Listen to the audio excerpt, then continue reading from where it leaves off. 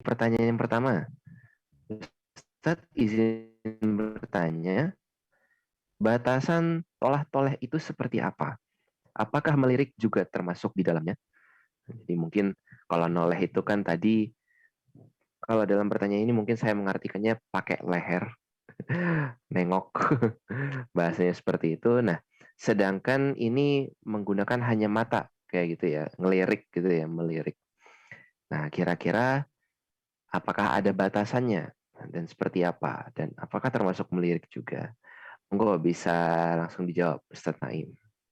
Ya, jadi dari pertanyaan ini, apakah ketika melirik itu termasuk batasan tolah menoleh, gitu, tolah toleh, gitu kan? Sebenarnya tadi disebutkan ya bahwa Allah akan memperhatikan orang tersebut dengan seksama malam yaltafit ketika orang tersebut belum menoleh. Nah, ketika sudah menoleh, maka Allah biarkan orang tersebut. Gitu. Dari sini kemudian disebutkan bahwa menoleh itu hukumnya makruh. Tidak sampai membatalkan ya. Jadi menoleh dengan leher kayak gitu, seperti ini, itu hukumnya adalah makruh. Tidak disukai. Dan tentu ini tidak disarankan untuk dilakukan ketika sedang melaksanakan sholat. Kalau sekiranya menoleh diikuti dengan dada sampai seperti ini, sampai berpaling dari kiblat kayak gitu, maka itu menjadi batal sudah. Bukan hanya sekadar makruh, tapi itu langsung menjadi batal. Karena termasuk di antara syaratnya adalah istiqbalul kiblat, menghadap ke kiblat. Menghadap ke kiblat itu dengan menggunakan dada kayak gitu, dengan menggunakan dada. Jadi dadanya langsung menghadap ke kiblat. Bagaimana kalau melirik, bukan menoleh ya, melirik?